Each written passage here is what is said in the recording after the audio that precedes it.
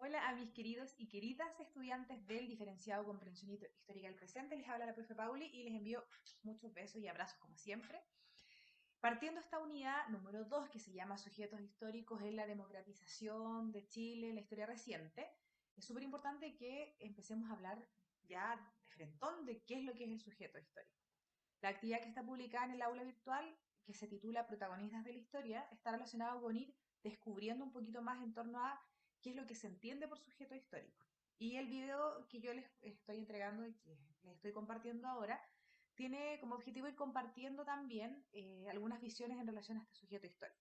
Lo primero que tenemos que decir es que, bueno, estamos hablando de historia, y la historia es una ciencia social que se encarga de la investigación y la narración de acontecimientos y de hechos históricos.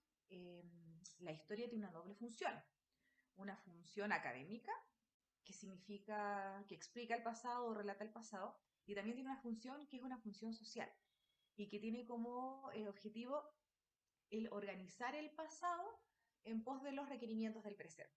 Es lo que nosotros hemos hablado en algunas oportunidades de esto de que la historia sirve para, nosotros miramos hacia atrás para entender el presente y proyectarnos hacia el futuro.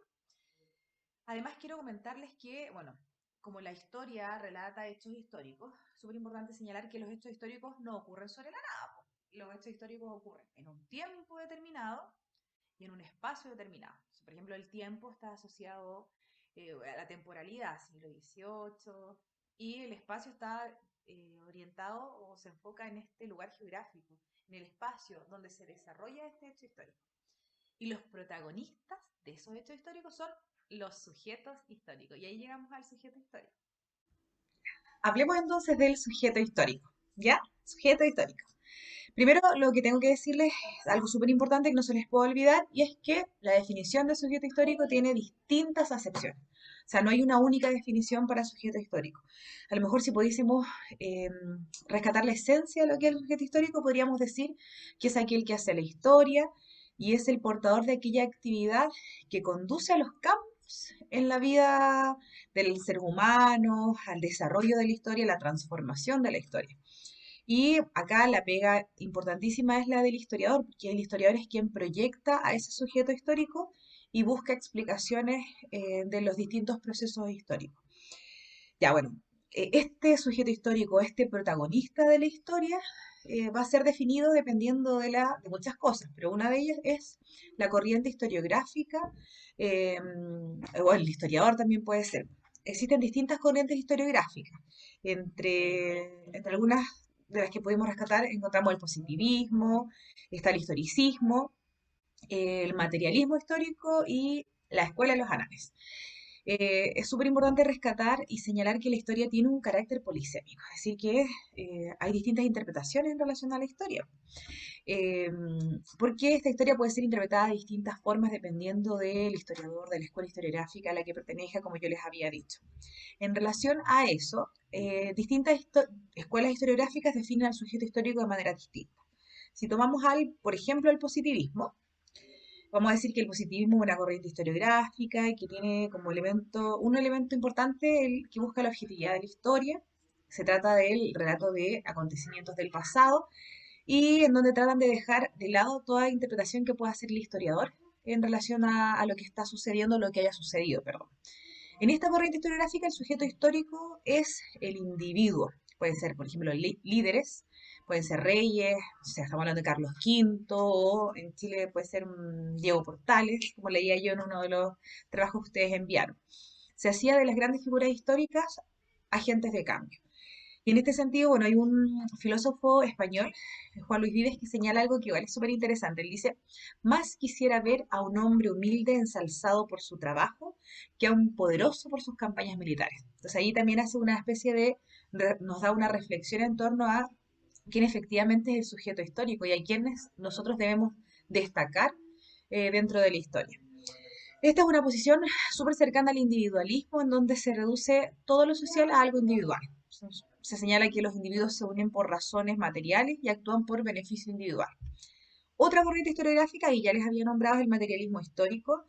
Y bueno, esta es una corriente que señala que toda la historia es un proceso por el cual el hombre, el ser humano, debe pasar, transitar para poder progresar y bueno, se insiste en el carácter material de la existencia humana. Y en esta corriente historiográfica se define al sujeto histórico como un colectivo, como sujetos históricos protagonistas, pero que sean colectivos, que sean instituciones. No es el individuo que hablaba a lo mejor del positivismo.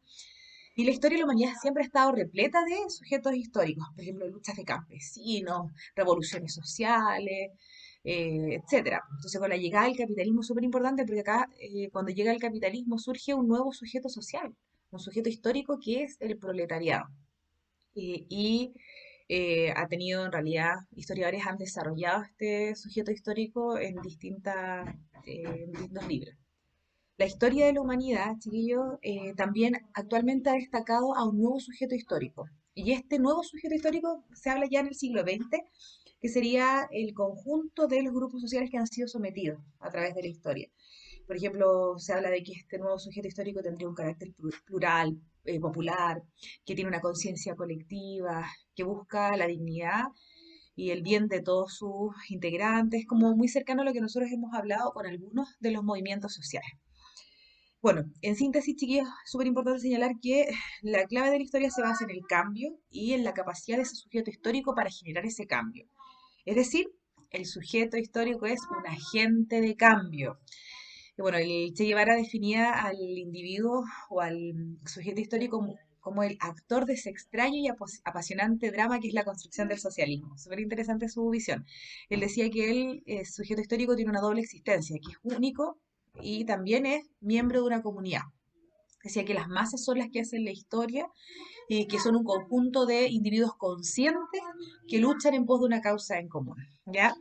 Chiquillos, lo importante acá es que ustedes entiendan que, primero, el sujeto histórico, o sea, la definición de sujeto histórico no es única, que transitamos desde un sujeto histórico que es un individuo a un sujeto histórico que es a lo mejor un colectivo, instituciones, etcétera. En la actualidad se habla de este nuevo sujeto histórico, está asociado a estas clases que han sido sometidas. Y también es importante señalar que nosotros también somos sujetos históricos que protagonizamos nuestra historia y que protagonizamos la historia.